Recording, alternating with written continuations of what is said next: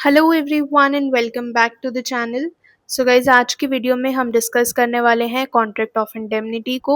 इसका क्या मीनिंग है, क्या एसेंशियल्स हैं एंड और भी बहुत सारी इंपॉर्टेंट इन्फॉर्मेशन आज की वीडियो में इन डिटेल डिस्कस करेंगे। So watch this video till the very and इस लेक्चर के नोट्स आपको टेलीग्राम ग्रुप में मिल जाएंगे। सो जल्दी से जाओ टेलीग्राम ग्रुप को ज्वाइन कर लो, वहाँ पर आपको सारी पीडीएफ्स मिल जाएंगी। एंड अभी के लिए just focus on the lecture and concept को अच्छे से समझो। इन केस आपको किसी और सब्जेक्ट के लिए डिटेल्ड हैंड रिटन नोट्स चाहिए या किसी एक पर्टिकुलर टॉपिक पे हैंड रिटन नोट्स चाहिए along with your relevant case laws for that topic and another information, तो आप हमें इंस्टाग्राम पे रीच आउट कर सकते हैं। इंस्टाग्राम का लिंक भी आपको डिस्क्रिप्शन बॉक्स में मिल जाएगा।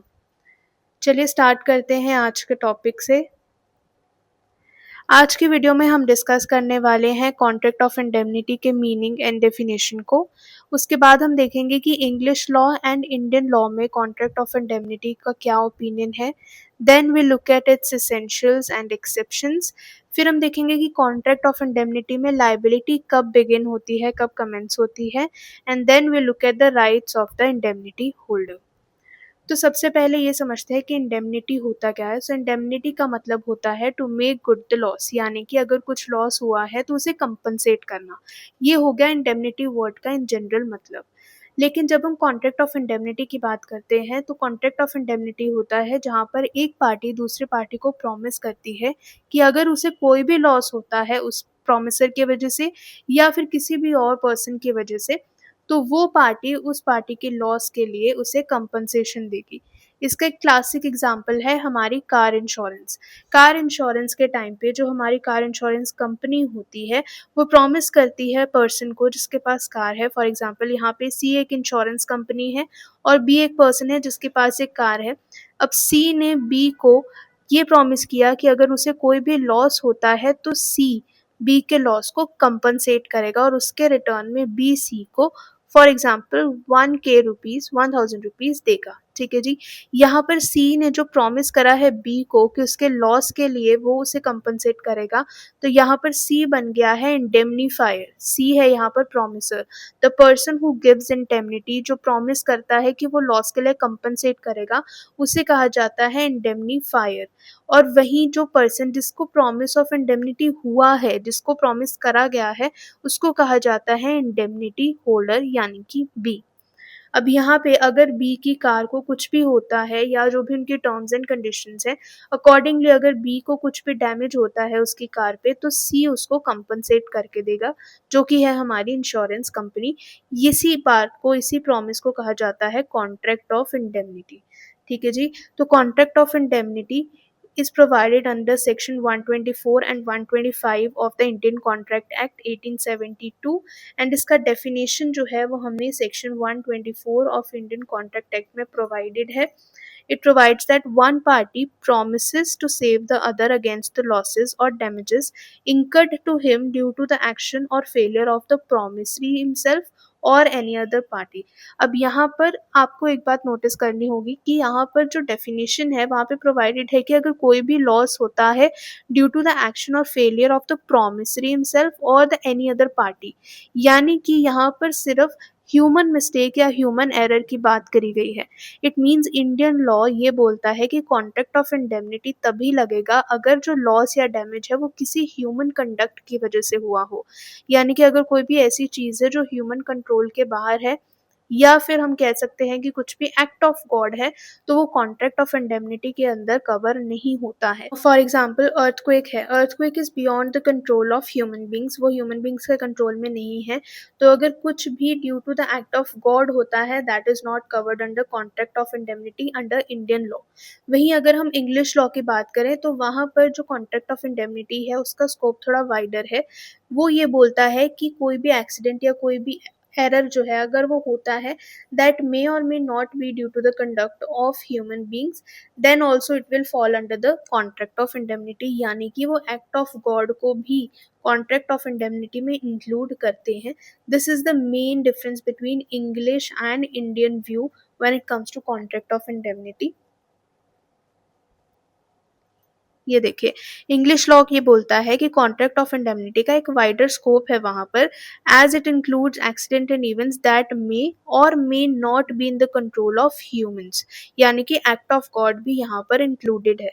वहीं अगर हम इंडियन लॉ की बात करते हैं, so it only includes human conduct. अगर ह्यूमन्स के कंडक्ट की वजह से कुछ हुआ है, then only it will be covered under the contract of indemnity. Act of God यहाँ पर कवर नहीं होता है। अब हम डिस्कस करते हैं इसके इसेंशियल्स। कॉन्ट्रैक्ट ऑफ इंडेमनिटी के लिए सबसे पहला इसेंशियल इज कि यहाँ पर दो पार्टीज होनी चाहिए और वो पार्टीज कॉम्पिटेंट होनी चाहिए। फर्स्ट पार्टी इज इंडेमनीफायर, जो प्रॉमिस करता है, जो इंडेमनिटी देता है, जैसे कि यहाँ पर हमारी इंश्योरेंस कंपनी थी। और वैसे ही इंडेमनिटी होल्डर वो होता है जिसको इंडेमनिटी दी जाती है, यानी कि जिसको प्रॉमिस किया जाता है, जैसे कि हमारे एग्जाम्पल में बी था। सेकंड एसेंशियल इज कि जो प्रॉमिस करा गया है वो होना चाहिए कि वो कुछ कंपनसेशन देंगे for the loss. Next is कि जो लॉस हुआ है that must arise out of a human conduct. और जो प्रॉमिस है वो एक्सप्रेस भी हो सकता है और इम्प्लाइड भी हो सकता है। अब एक्सप्रेस का मतलब है कि उन्होंने बाय वर्ड्स बोल दिया है कि अगर तुम्हें कुछ भी लॉस होता है तो वो हम कवर करेंगे, जैसे कि टर्म्स एंड कंडीशंस में यूजुअली ये बात लिख दी जाती है। So this is an example of your express promise. Implied promise कैसा होगा, जैसे कि एम्प्लॉयर एंड एम्प्लॉय का रिलेशनशिप है, तो अगर वहां पर कुछ होता है then employer will also get liable.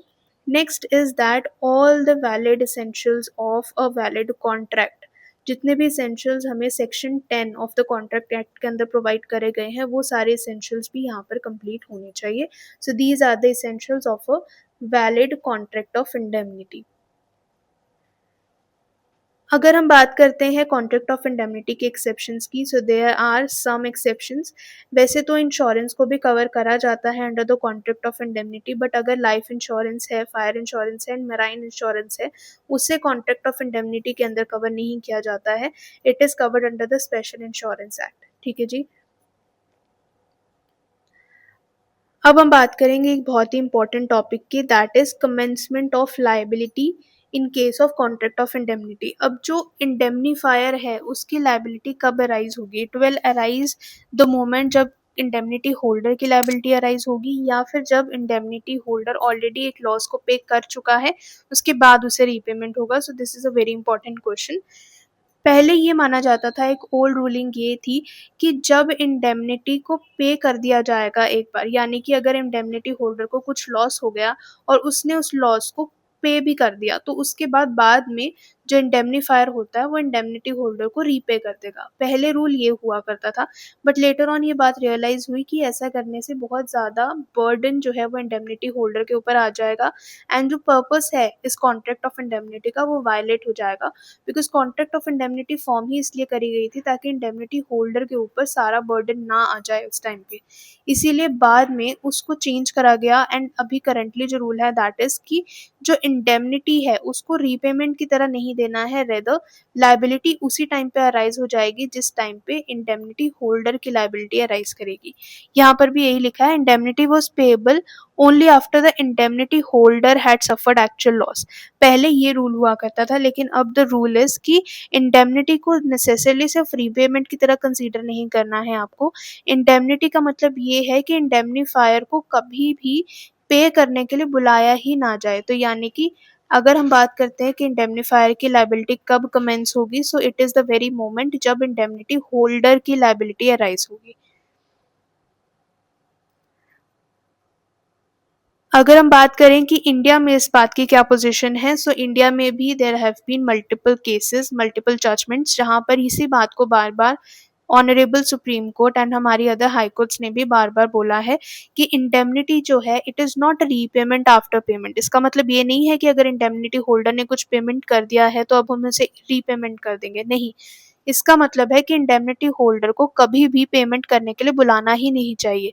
सारी लायबिलिटी डायरेक्टली इंडेमनीफायर की डायरेक्टली बना देनी चाहिए। This is the current position in India.